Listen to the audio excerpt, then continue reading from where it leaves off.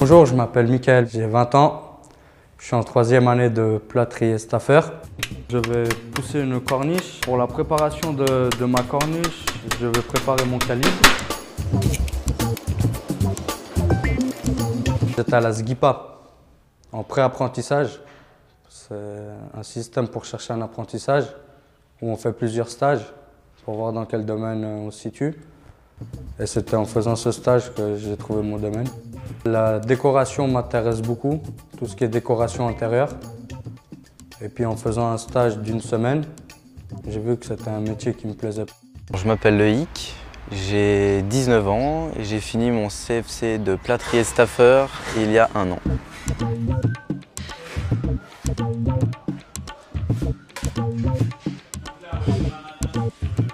Mon collègue et moi, on vient de terminer cette coupole octogone. Les plâtriers vont plus être dans la construction de murs ou ce genre de choses, gissage de plafond, alors que les staffeurs vont plus être dans la décoration. Et moi j'ai été 100% en décoration en fait. Mais le CFC de staffeur n'existe pas. Donc on fait un peu des deux. Bonjour, je m'appelle Pierre, j'ai 15 ans, je suis en première année ouvrier staffeur. J'ai fait 2-3 stages, j'ai bien aimé quoi. J'aime bien toucher le plâtre, tout ce qui est le plâtre. Faire des choses avec ces matériaux, c'est super je trouve. Pour moi c'est de l'art et j'aime vraiment ce métier quoi.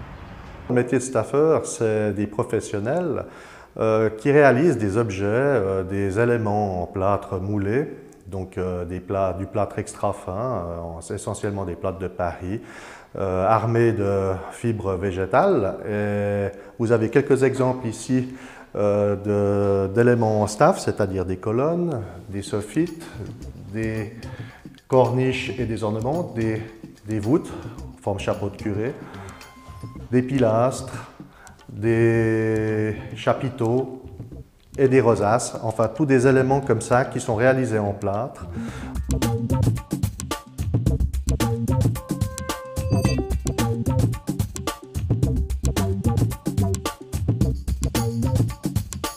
La formation est sur 3 ans.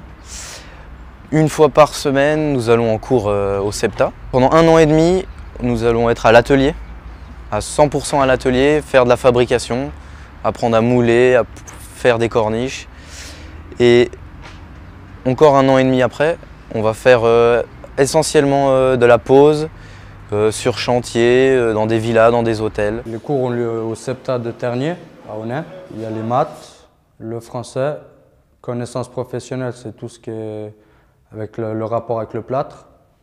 Et il y a les mathématiques et dessins techniques. Au CEPTA, vous allez apprendre de ce côté-là un peu plus la formation de plâtrier, puisque théorique, il n'y a pas beaucoup de staff. Donc vous allez apprendre beaucoup le poids, à quoi sert tel et tel sac de plâtre par rapport à un autre, quel type de matériaux utiliser, où, quand. Et vous allez avoir aussi 2 fois 2 semaines de cours pratiques. Pendant mon apprentissage, je me suis bien intéressé au dessin technique. Je trouvais très intéressant d'apprendre à faire un plan, en fait, ce qu'on lit d'habitude pour notre travail, de voir par quelles étapes on doit passer. Des cours de maths et des cours de français. Et dans le français, on regroupe un peu tout ce qui est droit, économie, histoire, géographie, disons. Là, c'est plus général. En première année, on fait des corniches, des moulages, un peu de staff, mais pas trop.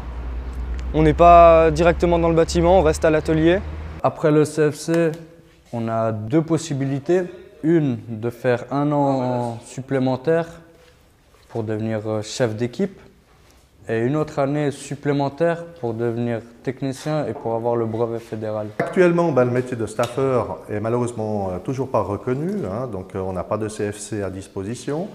On est obligé de passer par la case donc apprentissage de plâtrier, obtenir son CFC et puis par la suite, au bout de quelques années d'expérience, c'est-à-dire 3 ans au minimum, après son CFC, on peut suivre une formation, je veux dire dans le cadre de la formation continue, formation de staffeur. C'est un cours qui est sur 3 ans, chaque année, 3 semaines, c'est modulaire, il faut réussir ces 3 modules Et puis après, il y a l'examen final pour obtenir ce certificat cantonal. Le staff, c'est aussi la fabrication des statues. Alors la fabrication d'une statue comme ça a été faite en 2 fois. Tout d'abord, on a fait un moule en silicone, puis coulé le plâtre à l'intérieur pour faire la première phase de la statue. Ensuite, la deuxième phase de la statue, c'est l'arrière, parce que la statue est coupée en 2. Alors après, on a coulé le plâtre dans la deuxième partie, puis on a réuni tout ça. On a collé les 2 parties et ça fait ceci. Une des branches du staff, c'est la prise d'empreinte et refaire des moulages pour recréer d'après des originaux, cassés ou pas cassés, pour recréer des modèles. Voilà, c'est une prise d'empreinte d'une grille en fer forgé que l'on va réaliser ensuite en résine polyester noire.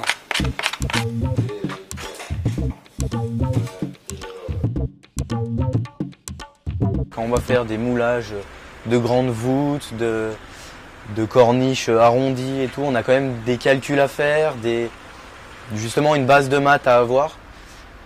Et dans le manuel, c'est quand même tout fait main. Donc on fait 100% du travail à l'atelier est fait main et 100% du travail à la pose est fait main. Sur place, c'était en stuc pierre. Il y en avait des cassés, donc j'ai pris une prise d'empreinte avec élastomère.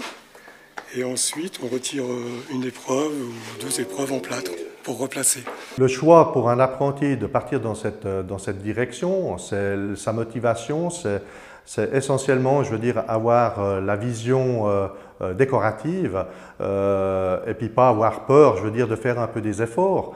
Moi, je pense que être créatif, c'est l'essentiel pour cette formation. Ce qui est intéressant dans ce métier de plâtrier staffeur, c'est que c'est très varié. Un jour, nous pouvons faire la corniche, un plafond, un mur. Comme le jour d'après, on peut aller en poser une journée complète de séchage. Puis après, on va la poser. Pour devenir staffeur, un jeune doit avoir plusieurs qualités. Le plaisir d'apprendre, il doit avoir, être curieux, surtout ça, et être patient parce que c'est un métier qui ne s'apprend pas du jour au lendemain. Il y a toujours des surprises. Voilà, et méticuleux et avoir un sens artistique et un sens du volume. C'est un métier en définitive où on n'a aucun outillage pour réaliser. On n'a que 2 mains et puis d'autres têtes. Donc on doit réaliser l'objet final avec ses quelques pauvres petits moyens. Et puis voilà, donc c'est vraiment de l'artisanat à fond la caisse. Staffer, c'est manuel quoi. C'est avec les mains, on travaille, on fait de l'art avec nos mains. La corniche est terminée. Par rapport à d'autres apprentissages, je pense que ça doit être parmi les mieux rémunérés. Ça, c'est clair. Que si on est manuel, qu'on a un peu envie, faut venir essayer.